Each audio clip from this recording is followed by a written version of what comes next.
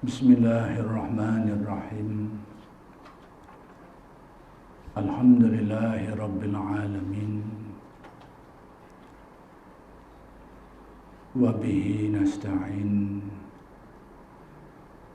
Allahumma salli ala sayyidina Muhammadin nabiyil ummi wa ala alihi wa sahbihi wa sallim. Rabbi syrah li sadri wa yassir li amri wahlul 'uqdatam min lisani yafqahu qawli. Wala hawla wala quwwata illa billahil aliyyil azim. Ilahi anta maksudi wa ridhaka matlubi, a'tini mahabbataka wa ma'rifataka. Assalamualaikum warahmatullahi ta'ala wabarakatuh. Alhamdulillah. Alhamdulillah wa syukrulillah. Bersyukur kehadiran Allah Subhanahu wa ta'ala yang telah memberikan hidayat dan taufik.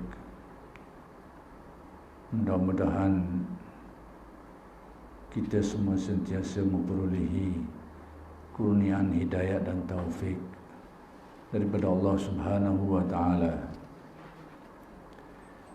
Jadi pada malam ini insya-Allah kita akan sambung pengajian kitab Al-Hikam Syarah Syekh Abdul Malik Tok Pula Manis.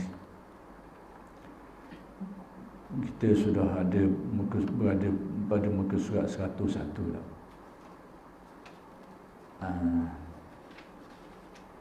Kat mana? Maka barang siapa? Kita ambil atas sikit apa dah? Maka barang siapa ada sifat. Qala musannif rahmatullah alaih.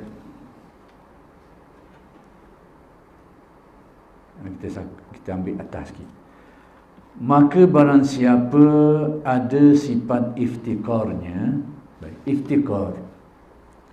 iftiqar daripada faqih. Perkataan iftiqar ni daripada perkataan faqih. Faqih maksudnya miskin. Miskin dalam istilah tasawuf ni orang yang sedar dirinya tidak memiliki apa-apa. Itu istilah miskin dalam tasawuf. Orang yang memahami dan merasai hakikat dirinya tak ada milik apa satu.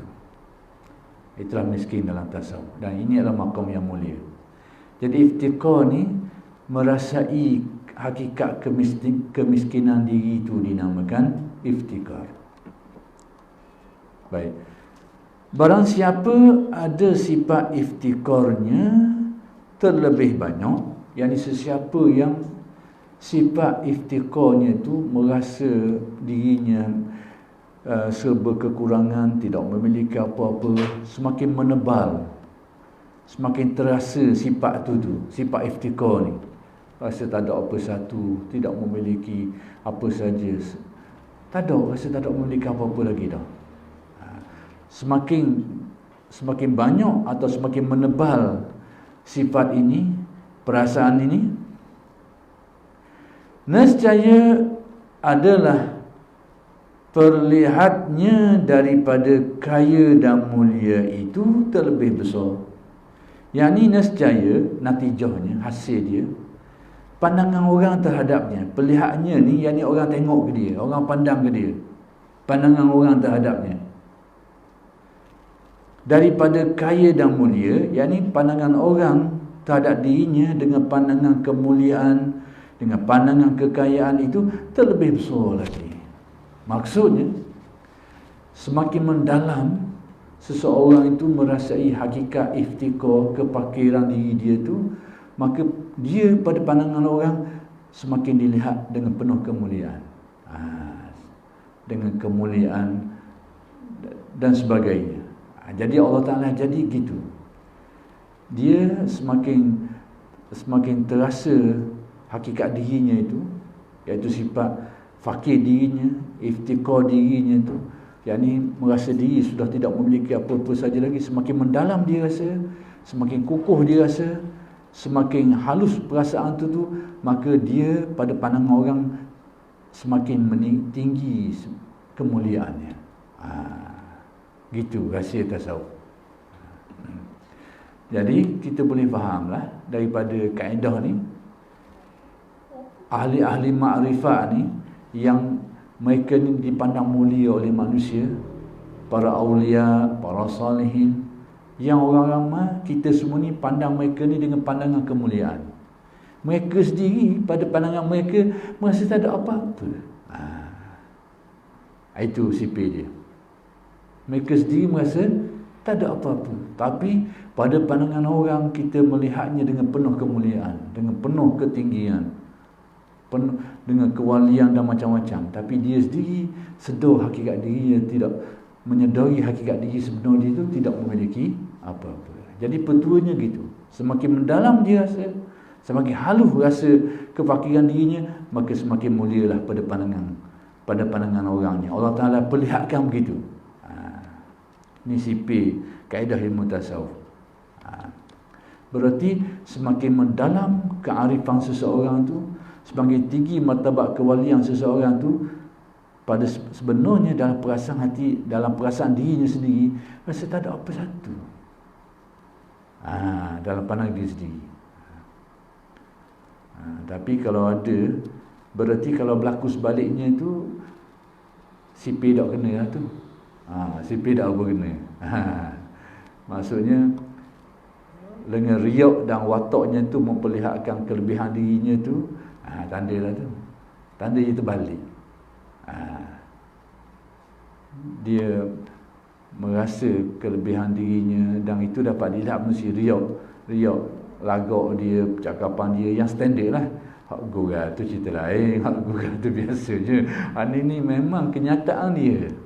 Memang watak dia gitu, lagak dia gitu. Dan ni tak nak tutup. Jadi watak dia tu watak orang yang merasa dirinya lebih, lalu timbul dalam gerak-geri percakapan dia standing. Tu alamat dia. Ini bukan dunia kearifan, bukan seorang yang arif.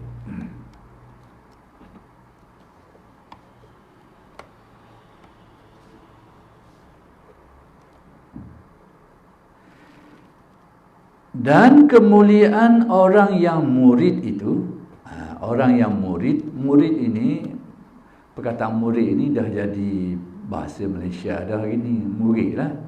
Tapi dalam istilah tasawuf dia ada makna khusus dia. Murid ini orang yang ada iradah, orang yang ada kemahuan.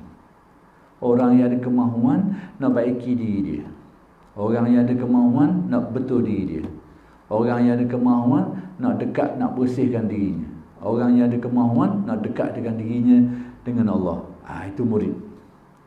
Baik, kemuliaan seseorang murid itu ada kat mana? Terletak di mana? Ni tengok.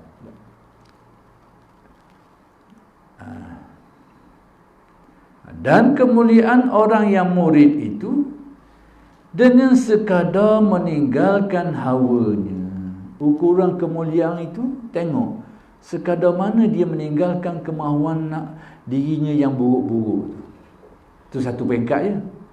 Kemudian dia meninggalkan kemahuan-kemahuan yang lain selain daripada Allah Ta'ala. Itu peringkat lain sikit lagi. Tapi nak kabarnya, kemuliaan seseorang murid dalam tasawuf ni sejauh mana dia meninggalkan makhluk. Hatinya tu tidak pandang kepada makhluk. Semakin dia tidak indah, tak heran, tak pandang kepada makhluk, maka kemuliaan seseorang tu dari segi dalam ilmu tasawufnya, kemuliaannya itu semakin diangkat oleh Allah. Sejauh mana dia ni melupakan makhluk, tidak memandang lagi kepada makhluk, tidak bergantung lagi kepada makhluk, tidak cana kepada makhluk. Dengan arti pandangan hati dia, bukan berarti tidak cana, tak cara. Itu sifat yang berlawan dengan Islam. Cana ni ambil berat tentang urusan orang ni, itu adalah tuntutan syariat. Jadi maksudkan tak cara ni, hati tak menaruh harapan.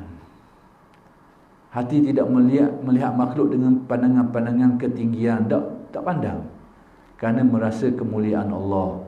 Itu. Jadi sejauh mana seseorang murid itu meninggalkan makhluk ni dari pandangan hati dia, maka sekadar itulah dia dimuliakan oleh Allah.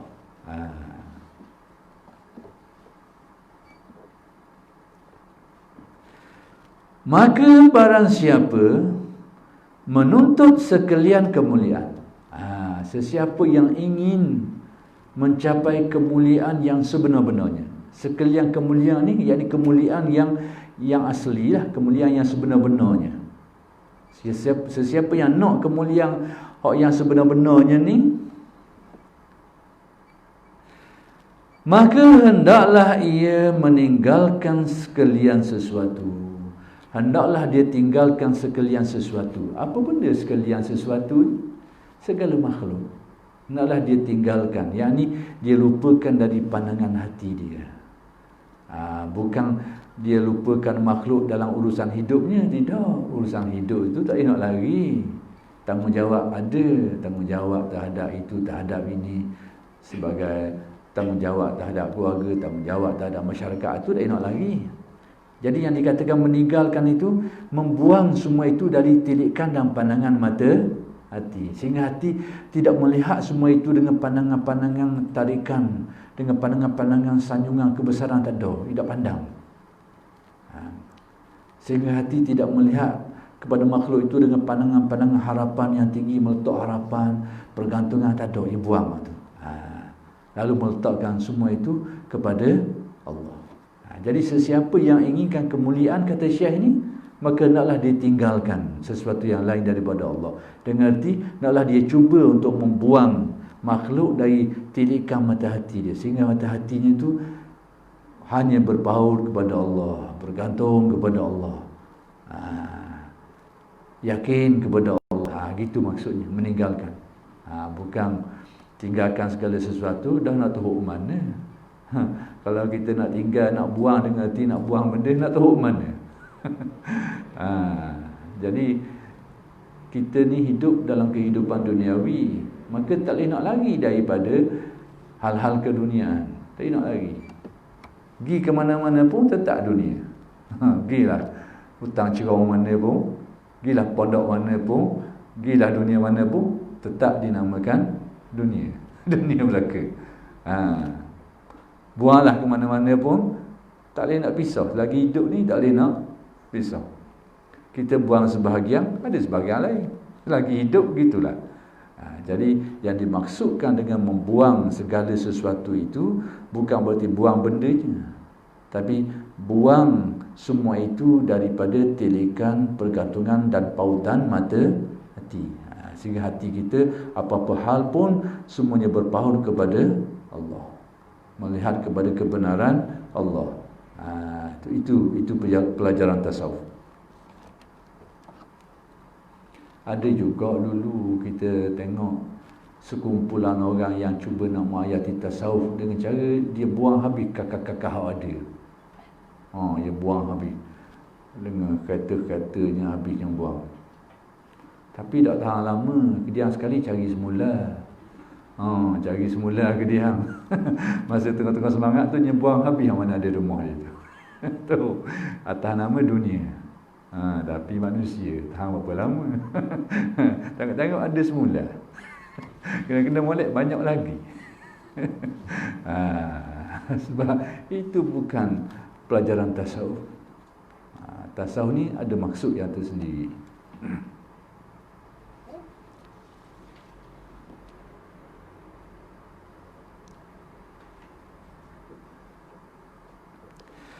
Baik, kemudian kata Syekh, tahaqqaq bidha'fika yamudduka bihaulihi wa quwwatihi. Ini pecahan daripada kalam hikmah yang di atas tadi jugalah. Baik. Tahqiqkan olehmu akan dhaifmu. Tahqiqkan sudah dijelaskan dulu, sudah saya beritahu dulu. Tahqiq maksudnya yakini betul-betul. Dengan arti bukan saja kita tahu, kita faham, tapi kita merasainya. Tahu, faham tu belajarlah. Merasai, nak buat mana? Itulah dengan cara membersihkan hati dengan jalan zikir, ibadah, riyadhah. Itu caranya. Jadi nak mencapai tahqiq dan tasawuf bukan dengan cara berkitab. Berkitab ni panduan, pedoman. Dapatlah sebahagian, faham. Tahu, kalau kita dalam sikit lagi, faham. Itu pun sebahagian. Sudah sebahagian daripada tasawuf. Tapi yang dikehendaki dengan tahqiq di sini, iaitu dengan cara kita menggilapkan cermin hati dengan amalan-amalan soleh. Yang wajib ditambah dengan yang sunat-sunat. Diperkuatkan lagi dengan amalan-amalan zikrullah. Sehingga dan sebagainya lah. Sehingga hati itu menjadi lebih jernih. Pada waktu itu sampailah tahqiq ni. Jadi tasawuf ni ada dua bahagian. Bahagian ilmu, mengaji, ilmu dan faham. Nak boleh tahu dan faham. Bahagian tahqiq itu bahagian amal. Dia amal, mulalah terasa sedikit demi sedikit kebenarannya, zauqnya timbul dalam hati.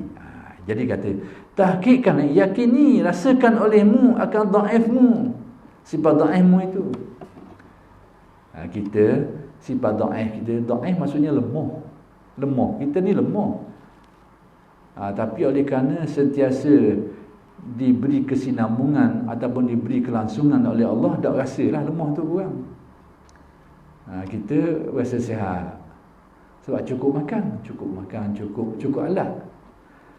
Tak cukup alat sikit, timbul asal lalu dah. Timbul asal lalu. Gini rasa tak ada apa-apa. Tak ada makanan ni 2 hari. Tubik lalu puasa dia. Puasa dia tu. Mepeh dogok lah. Kenali lah, nak demam lah, macam-macam. Ni kepala lah. Hari ni kita boleh tidur molek, boleh tidur sedap. Tidur sedap tak ada apa-apa, clear. Kena 2-3 malam dah nak tidur, ada hal gitu gini-gini, mula pening dah. Pening dah, naik darah lah, darah tinggi lah, itulah. Macam-macam itu tubik puasa dia. Jadi hakikat sebenarnya, itulah sebenarnya hakikat. Tapi semua hakikat kita tu, dhaif kita tu ditutup oleh Allah. Macam mana ditutup? Allah Ta'ala memberi kelangsungan hidup dengan sumber-sumber yang memberikan kekuatan tu. Jadi tutup, tak berasa hakikat sebenar kita tu. Makan boleh sama, tidur cukup, tak apa, tak berasa. Tapi nak tahu sifat sebenarnya bila tak ada benda-benda tadi tu. Balik asal lah dia. Balik asal. Dogoklah, lemahlah, itulah, sakitlah, inilah. Timbul lalu. Baik.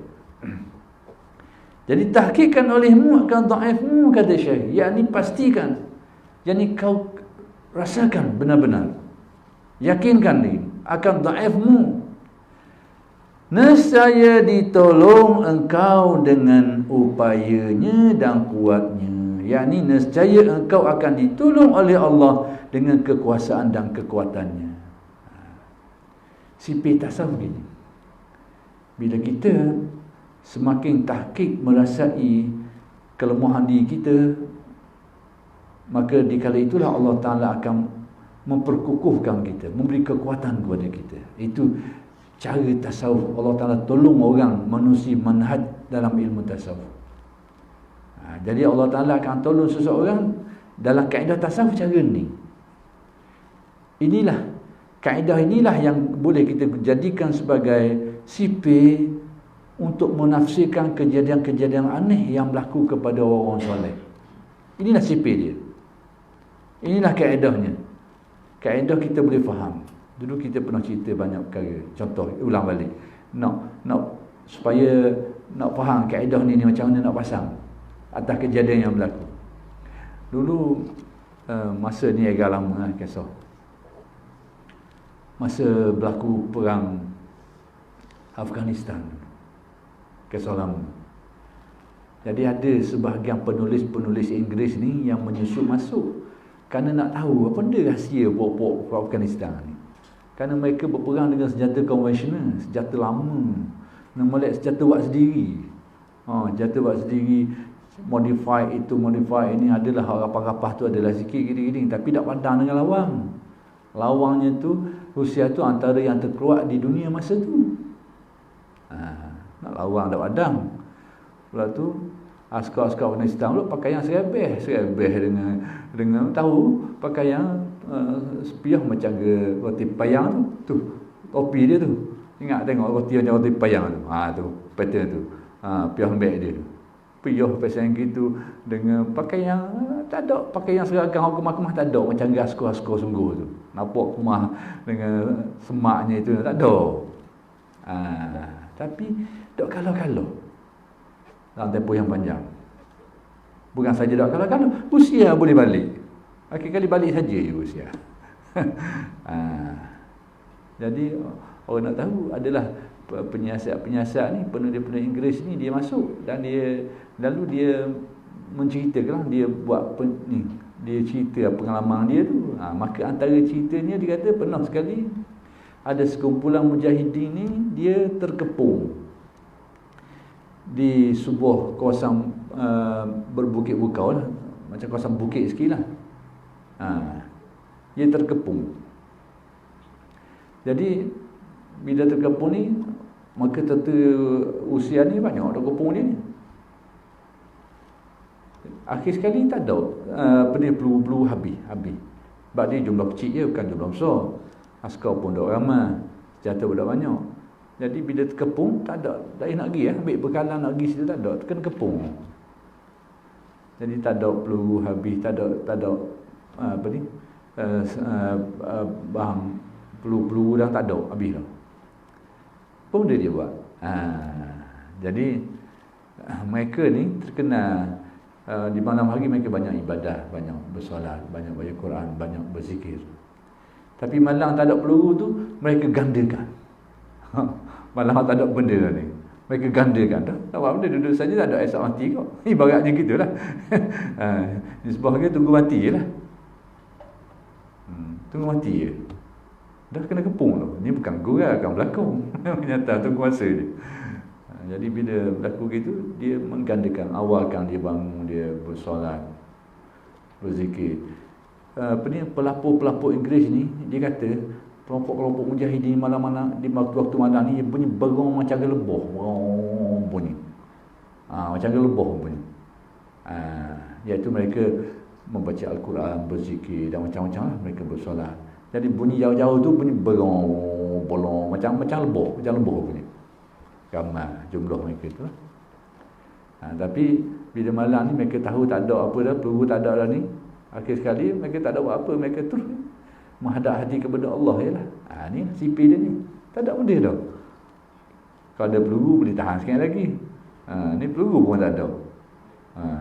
Nak berlawan ni askar yang cukup lekat dengan senjata. Macam mana nak buat? Ni tak ada. Solat, zikir. Pagi esok, waktu siangnya menjelang siang, mereka mengalami satu kejutan. Jadi askar-askar Rusia kepung mereka ni serah diri wis senjata. Menyerah diri. Serah diri. Dalam keadaan kawan ni tak ada benda dah, tak ada benda. Ni sipir dia. Tahqiqkan dirimu, doa dirimu itu engkau akan dibantu dengan kekuatannya. Tak ada benda dah. Hadap kepada Allah je lah. Tak ada apa satu dah. Tengok apa dah. Rupa-rupanya kawan banyak senjata ni duk serah. Duk menyerah pergi masjid, serah senjata kepada orang-orang mujahid ini. Itu catatan orang Inggeris. Dan banyaklah kisah-kisah seperti ini. Inilah sipir dia. Jadi inilah pentingnya kepada adanya tauhid, adanya tasawuf. Kalau kita tak ada ilmu ni, tak nampak boh ni, tak nampak ni. Jadi mana? Bila kita sepik, mati dulu sebelum mati, kena molek. Orang tak ada boh ni, tak ada keyakinan tauhid ni, tak ada ilmu kefahaman ni, orang ada ni, dia tahu serah pada Allah je lah, apa faham pun. Tapi pasal itulah dia ditolong oleh Allah. Itu kaedah tasawuf. Tapi orang tak ada rahsia ni, tak ada kefahaman ni, bila dia sepik sungguh-sungguh hati. Kena molek sepatutnya mati. Ni ialah takdir lah, ada kata sepatutnya mati esok, hari ni mati dah.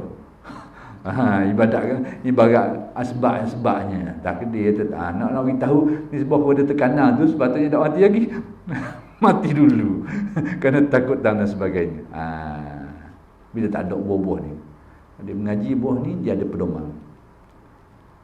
Jiwanya tu, hatinya tu dengan ilmunya tu ada nur, ada napuk, laluang.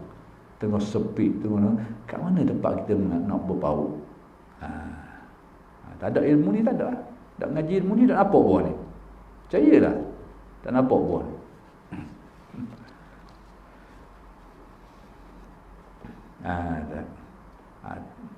Nescaya ditolong engkau dengan upayanya dan kuatnya, yakni dengan pertolongan Allah, dengan kekuatan kekuasaan Allah akan ditolong, hingga dikuatkan engkau atas tiap-tiap sesuatu. Bahkan seseorang itu akan diberikan kekuatan sehingga boleh menguasai sesuatu yang lain pula. Diberi kekuatan mengatasi yang lain. Mengatasi yang lain, diberi kekuatan.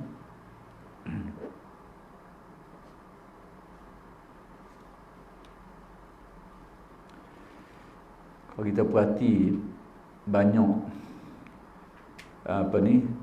kejadian-kejadian seperti ini yang boleh kita kaitkan dengan sipir ini dalam sejarah-sejarah dunia banyak berlaku. Itu skala besar lah, skala besar. Skala kecil melibatkan kisah individu banyak lagi. Skala besar yang melibatkan tadi kisah perang besar melibatkan ramai orang, sipirnya lebih kurang.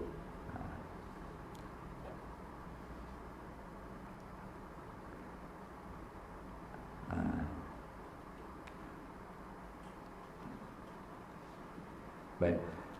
Hingga dikuatkan engkau, yakni diberi kekuatan kepadamu atas tiap-tiap sesuatu, sehingga boleh mengatasi yang lain pula, diberi kekuatan oleh Allah.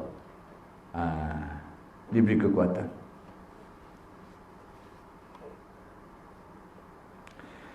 Kerana engkau lihatkan dirimu daripada tiap-tiap sesuatu. Sebab apa?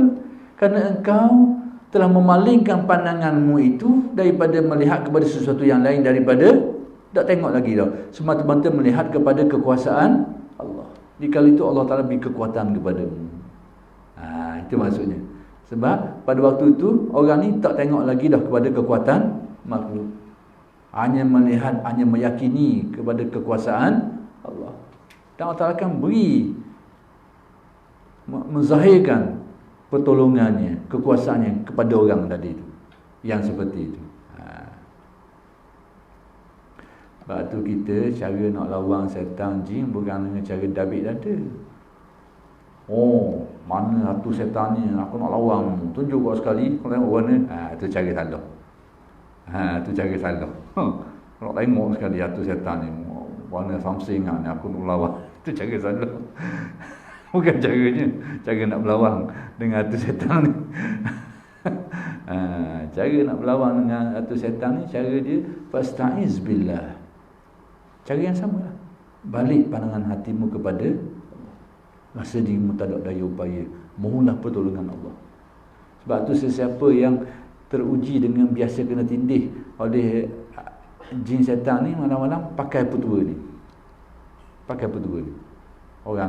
Orang kena tindih ni banyak keadaan. Kadang-kadang tempat yang dia duduk tu tempat yang ada gangguan-gangguan.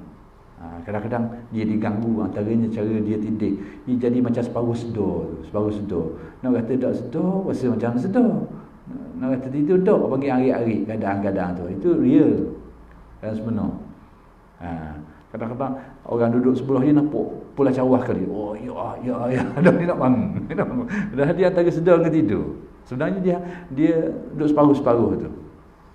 Dia terlepas pun jaga dah tu. Jadi peturi pakai buah ni bukan lawan dengan kekuatan, tapi mohonlah pertolongan dengan Allah. Suruh Allah, ingat pada Allah, suruh padanya, tawakal padanya, insya-Allah serta-merta. Pengalaman lepas-lepas begitulah. Kalau ada orang yang kadang-kadang terkena gangguan, inilah cara dia. Bukan cara kita berlawan dengan kerak kita, itu bukan.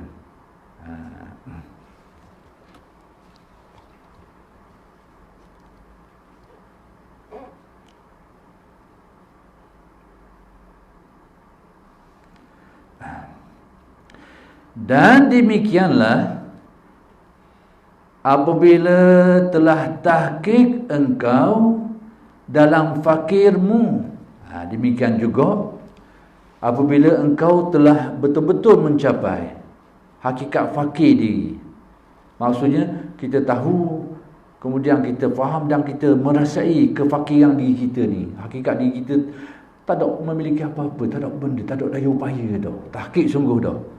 Sampai ke darjah bukan saja kita tahu dan faham, tapi merasainya. Tahqiq. Ditolong engkau dengan kayanya. Bila kamu betul-betul merasa miskin diri, insya-Allah engkau akan ditolong oleh Allah dengan sifat kekayaannya itu. Akan ditolong.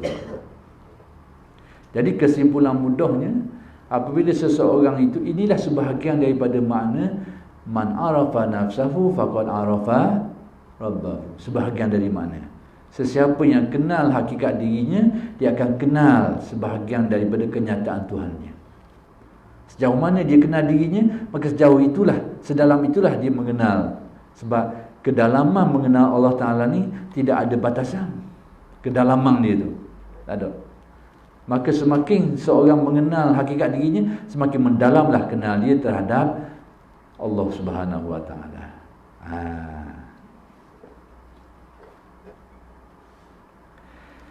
Dan ketahui olehmu bahwasanya apabila tahqiq salah suatu daripadanya itu nescaya melazimkan tahqiq pada sekaliannya. Tadi diberitahu tahqiq ini betul-betul mencapai.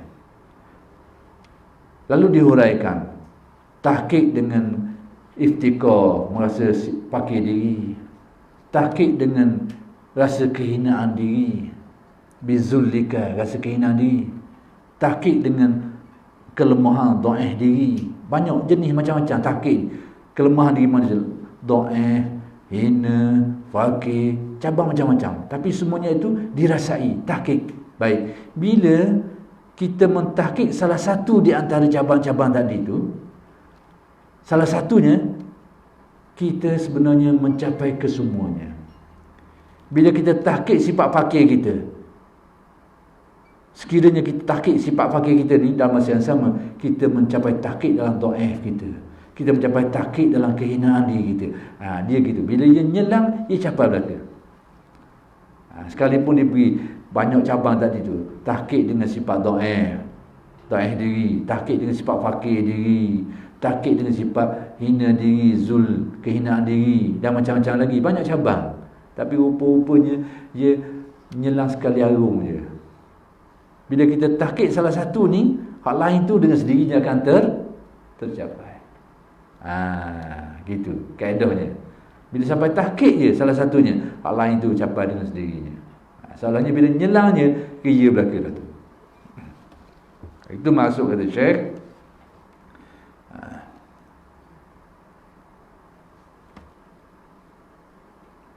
Nescaya melazimkan tahqiq pada sekaliannya. Bila dia betul-betul merasa dhaif dirinya, dan masa yang sama dia akan rasa dia betul-betul fakir dirinya. Bila dia rasa fakir dirinya, dan masa yang sama dia akan rasa betul-betul hina, kehinaan dirinya. Serentak dia akan berlaku benda ni. Dan hasil salah suatu itu, tahqiqlah bagimu pada sekaliannya. Bila tercapai salah satu hak tadi itu, hal lain dengan sendirinya akan tercapai. Cabang-cabang dia itu akan tercapai. Bila ada beras, boleh buat pakai lalu. Nasi minyak, nasi kuku, nasi goreng, jadi belaka. Dia nak beras je. Nak boleh beras, jadi lalu. Sama kan ni? Dia tahqiq saja. Hak lain dengan sendirinya akan tercapai. Itu maksudnya. Cabang-cabang tahqiq tadi tu. Sebab sifat lemah manusia ni, kalau kita perhatikan, dia banyak pecahan dia. Tadilah. Fakir, dhaif, hina, lemah, kurang, macam-macam cabang-cabang dia. Tapi bila ditahqiqkan salah satu, kesemua yang lain akan tercapai.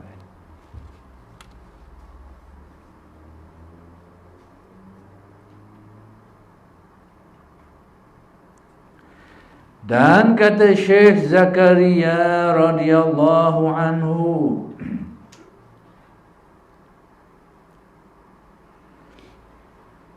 jadi Syekh Zakaria di sini saya kurang pasti Zakaria yang dimaksudkan. Kebiasaannya kalau Syekh Zakaria ni Zakaria Ar-Razi. Tapi nanti saya kena cek balik Zakaria yang dimaksudkan di sini. Baik, kata Syekh Zakaria radhiyallahu anhu, bermula syarat orang yang ada mulianya itu, yang ada mulianya pada Allah itu, baik, syarat orang yang mulia dalam hubungannya dengan Allah, dalam perjalanan menuju kepada Allah ni, syarat seseorang itu mendapat kemuliaan, apa syaratnya? Orang yang menempuh perjalanan nak dekatkan hati kepada Allah Ta'ala ni, tanda dia mendapat kemuliaan atau syarat untuk dapat kemuliaan, apa tandanya atau syaratnya? Tengok ni. Bahawa bertambah-tambah dalam taatnya kehinaannya. Yang ni di dalam ketaatan yang dia buat tu semakin terasa kehinaan dirinya. Semakin banyak ibadah yang dia buat, ketaatan yang dia buat, semakin kedih dia rasa, semakin hina dirinya, semakin banyak silap dirinya dia rasa. Itu tanda bahawa perjalanannya insya-Allah lurus. Dalam perjalanan nak mendekatkan diri kepada Tuhan ni, nak bersihkan diri ni dan sebagainya, antara ibadah sebahagian daripada amalannya. Salah satu daripada kaedah manhajnya, salah satu daripada wasilah untuk membersihkan hati dan mendekatkan diri kepada Allah Subhanahu Wa Taala. Tapi tanda perjalanan dia tu betul, yakni dalam ibadahnya tu semakin bertambah rasa kehinaan dirinya. Semakin banyak dia bersolat, dia rasa semakin tak ada amalan. Semakin khusyuk hatinya, semakin dia terasa bahawa ibadahnya banyak kekurangan, banyak kelemahan, banyak keaiban. Itu tanda dia. Tanda bahawa perjalanannya lurus. Tapi kalau dia berasa sebaliknya, tanda perjalanannya tidak lurus. Bila sebut tak lurus tu belok lah. Belok perjalanannya. Bertambah-tambah dalam taatnya kehinaannya. Semakin banyak dia taat, semakin terasa dia kurang amal, kurang sempurna amalnya.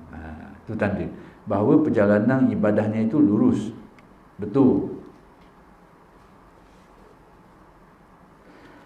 Seperti hal segala orang yang hampir kepada hadratnya.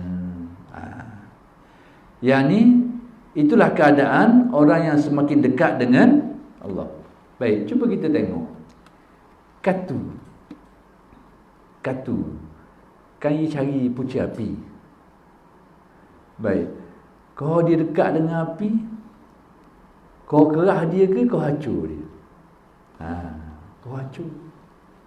Kau dekat dengan api, kau terbakar. Bukan jadi kau kerah kejung. Kau dekat dengan api, kau terbakar, kau hacur. Itu sifat keadaan orang yang mendekati hadrat Allah. Keakuan dirinya semakin nipis.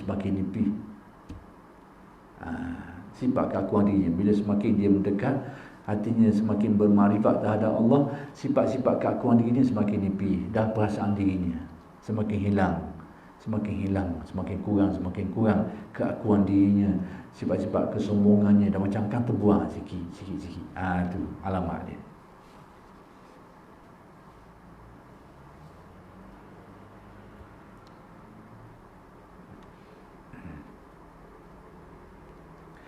Yang hampir kepada hadratnya. Maksud hadrat, yakni hadrat Allah. Jadi di sinilah kadang-kadang berlaku salah faham, terutamanya kalau dia mengaji usuluddin saja. Inilah tempat yang mari syubhah dalam pemikiran. Kalau ngaji usuluddin saja, tak mengaji tasawuf, dekat dengan hadrat Allah. Aku mengaji usuluddin tu hadrat tepat, tiba-tiba kau dekat pada hadratnya. Jadi kata hadrat tu, hadrat ni bahasa kita berdepan. Istilah hadrat ni macam kita duduk di majlisnya atau berdepan dengannya. Jadi perkataan seperti ini banyak digunakan dalam kitab tasawuf. Semakin dekat berhadrat Allah, bahasa tu memberi faham macam Tuhan tu ada tempat pula. Ini kalau mengaji sultan, tidak mengaji tasawuf, ini dah tempat mari syubhah dalam otak dia, dalam akal dia tu. Keliru, mari kekeliruan. Sama ada dia keliru atau dia kata ni kitab ni salah ni. salah cetok kitab ni. Sama ada dia menyalahkan kitab atau dia sendiri kebingungan. Maksud hadrat di sini adalah nisbah kepada kehadiran hati kita dalam ingatan kita dengan Allah. Nisbah hati kita ni. Semakin dekat, semakin terasa, dikira semakin dekat. Semakin jelas pandangan kearifan kita, dikira semakin dekat. Baik. Macam kita, kalau dengan api, kau dekat, terasa semakin panas. Bila kita semakin dekat dengan sesuatu benda tu, pandangan kita tak ada sesuatu tu semakin jelas. Nampak kau terang. Itu bandingan saja. Jadi dalam hadrat Allah ni, sejauh mana hati kita bermakrifat, sejauh mana hati kita merasa, itulah yang dikatakan hadrat Allah. Jadi kalau tidak mengaji tasawuf dengan baik, inilah ahli suludin, jadi bingung sikit. Sama ada dia akan jadi bingung atau dia kata kitab tu salah. Dua kemungkinan.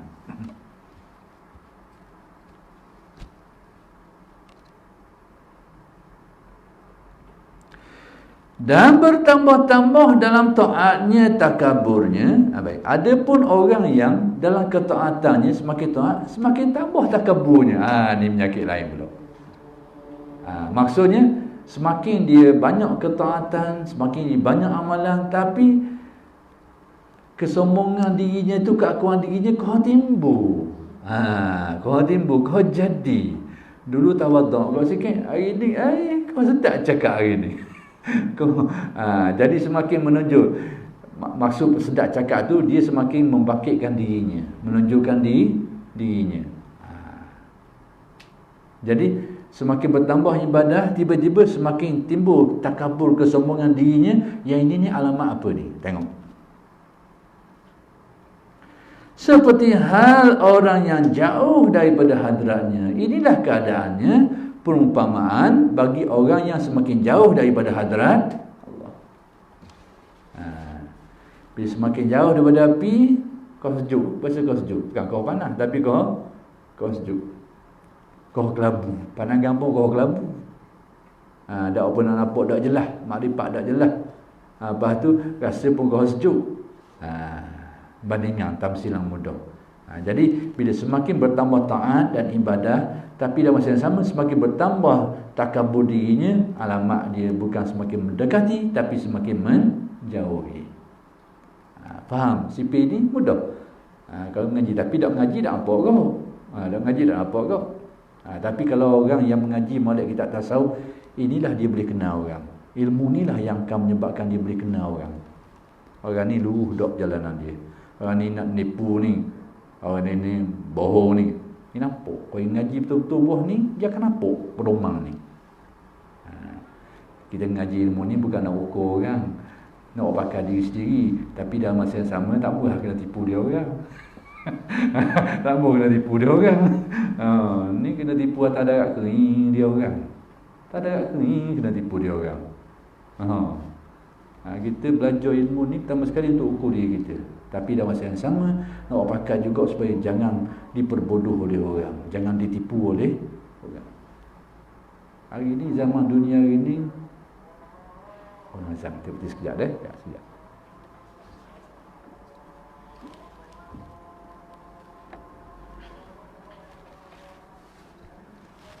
Allah.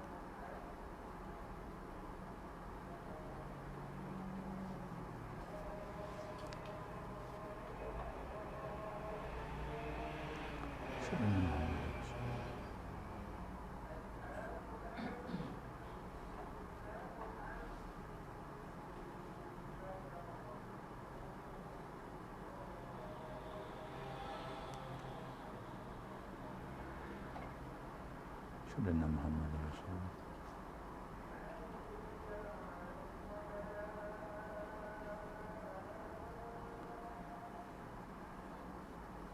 La haula wala quwwata illa billah.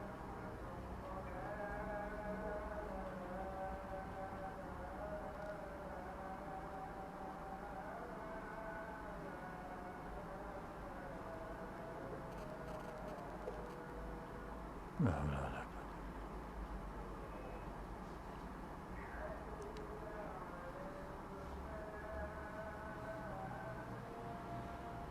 La haula.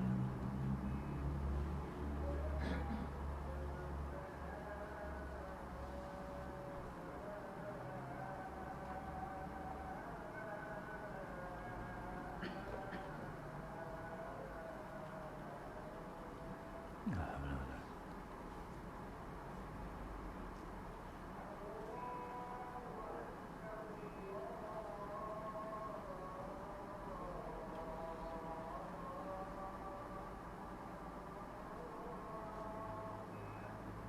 Allahu Akbar.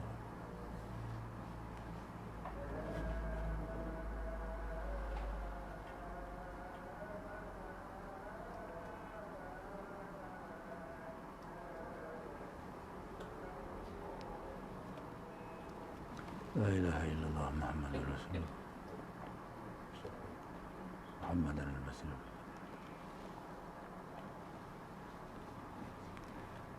Sikit lagi kita tengok. Jadi dikatakan tadi orang yang bertambah-tambah dalam ketaatannya itu akan takaburnya, yakni semakin dia taat, semakin dia jadi banyak amal-amal soleh, tapi rupa-rupanya kesombongan dirinya tak kurang, bahkan kau bertambah pula. Bahkan dipandang rendah pada orang, dipandang remeh itu alamat. Bila timbul sikap takabur ni, dia banyak pattern takabur ni. Takabur pertama sekali, dia mengakak diri dia. Kadang-kadang dia ada pattern lain takabur ni. Dia tak akak diri dia, dia pendah orang. Serupa je sebenarnya. Serupa je. Dia akak diri dia tinggi sikit. Ataupun dia tak akak, dia pendah orang. Dia tinggi juga sikit, lebih kurang. Betul dia je. Dua pattern takabur. Kalau dia tak akak diri, dia pendah orang lain. Serupa.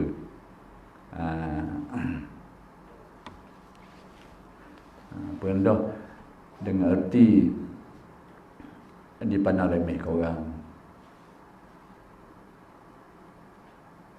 dan bermacam-macam lagi lah.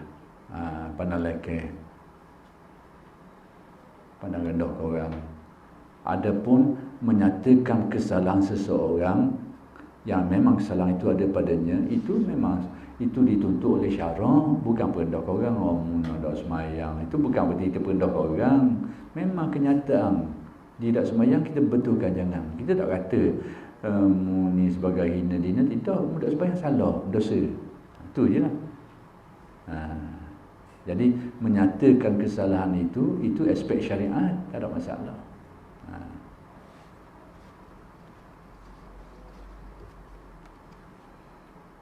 Jadi kalau begitu keadaannya, semakin bertambah taatnya itu, semakin bertambah kealiman, tak kira bukan ketaatan saja, kealiman dia, ketaatan dia, ibadah dia, amalan semakin bertambah, tapi takabur pun tak kurang. Kau naik sama naik. Itu sama naik dua ni. Alamatnya apa? Alamat bahawa semakin jauh daripada Allah, bukan semakin dekat. Sebab itu ada dalam hadis, man izdada ilman walam yazdad hudan lam yazdad minallahi illa bu'dan. Sesiapa yang bertambah ilmunya, sepatutnya semakin bertambah ilmu, semakin arif dia, sepatutnya. Itu yang dikenali. Semakin sedar, semakin faham, semakin tahu, semakin sedar. Tapi ada kalanya dia berlaku terbalik, berlaku lain. Lalu Nabi kata, sesiapa yang bertambah ilmunya tapi tidak bertambah petunjuknya. Maksudnya tak ada buah tadi tu. Sepatutnya jadi gitu, tak ada jadi gitu. Sepatutnya jadi semakin tahu, semakin faham, lalu semakin semakin merasai, semakin menghayati. Tapi yang ni tak ada. Walam yazdad hudan. Lam yazdad minallahi illa bu'dan. Keadaan seperti itu tu kata Nabi, dia tidak bertambah sebenarnya kecuali semakin jauh daripada Allah. Jadi dengan ilmu semata-mata pun kena jaga-jaga jugalah. Sebab tu orang dulu tidak mengaji ilmu tauhid fiqh saja. Dia kapuh juga dengan ilmu tasawuf serentak tiga-tiga ilmu usuluddin untuk memahamkan kita tentang akidah-akidah iman kita. Fiqh tu nak mengajar kita cara-cara untuk mengabdikan diri beribadah kepada pencipta. Tasawuf ni untuk menghalusi kefahaman kita tu dan meluruskan perjalanannya. Sebab kata ada ni dia jadi babah buat lain pula. Akidah betul, fiqh betul, tapi perjalanan perjalanan tu pewing kadang-kadang. Jadi tasawuf ni diperlukan untuk lurus perjalanan ibadat. Sikit lagi dah. Tapi tu bukan dia mohon sikit kata-kata ni. Dan kata setengah orang yang sufi bahawasanya barang siapa tiada mengenal ia dalam kedua negeri dunia dan akhirat lah, lain daripada Allah, dia tak kenal lain dah kecuali dia kenal Allah saja. Dunia, akhirat, hanya hatinya mengenal Allah. Hak lain pada dia, pandangan hati dia tak pandang pun. Dan tiada memandang ia serta Allah lain daripada Allah. Yang ni hatinya hanya memandang Allah, yang lain pada dia tak ada pandangan dia. Yang Maha Kuasa hanya Allah, lain tak ada. Yang menentukan itu dan ni hanya Allah, yang lain tak ada. Dia tak pandang selain daripada Allah. Baik, sesiapa yang begini keadaannya, keadaan dirinya,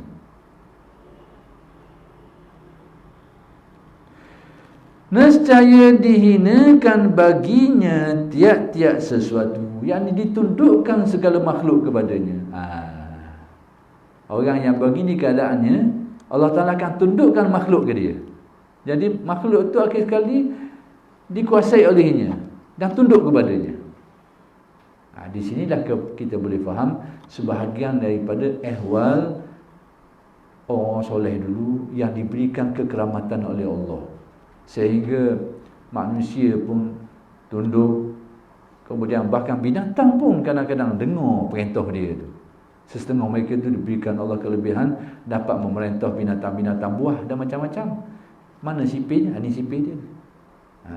Apabila mereka ni tidak lagi memandang kepada yang lain daripada Allah, Allah Ta'ala jadikan makhluk-makhluk lain ni tunduk ke dia. Itu sipir dia.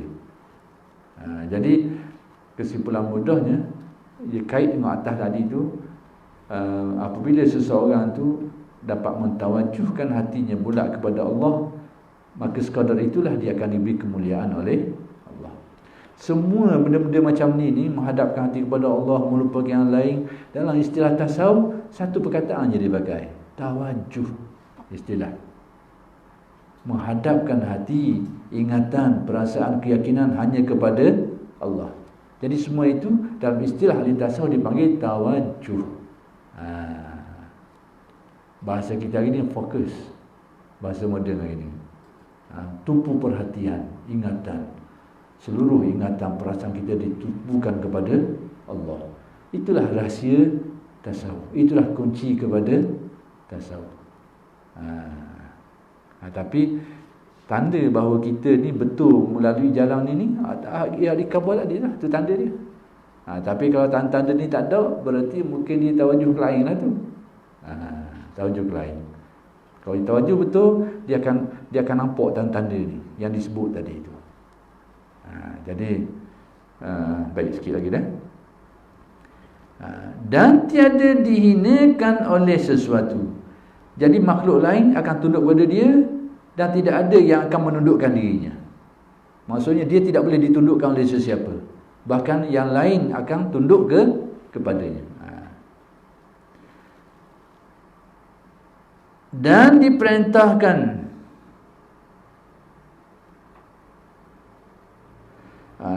diperintahkannya atas tiap-tiap sesuatu, sehingga dia diberi kekuasaan untuk menguasai sesuatu. mengarahkan sesuatu, memerintahkan sesuatu. Dan tiada diperintah atasnya oleh sesuatu, sedangkan sesuatu yang lain tidak dapat menguasai dirinya, kontrol dirinya, tak dapat nak kontrol dirinya, tak dapat nak perintah dirinya, tak dapat nak tundukkan dirinya itu. Itulah kelebihan yang diberikan Allah oleh orang yang mentawajuhkan hatinya kepada Allah. Kita berhenti setakat ini dulu, dan insya-Allah akan bersambung pada minggu-minggu yang akan datang. Aqulu qawli hadza wa astaghfirullahal azim li wa lakum. Assalamualaikum warahmatullahi taala wabarakatuh.